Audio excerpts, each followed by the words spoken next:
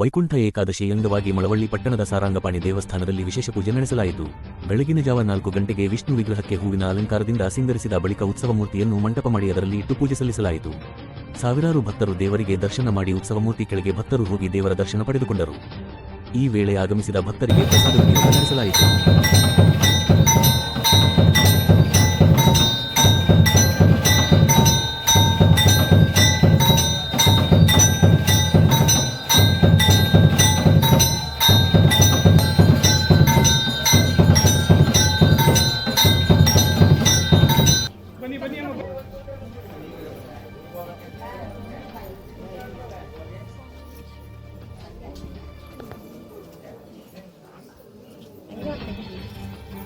ಬರಬೇಡಿ.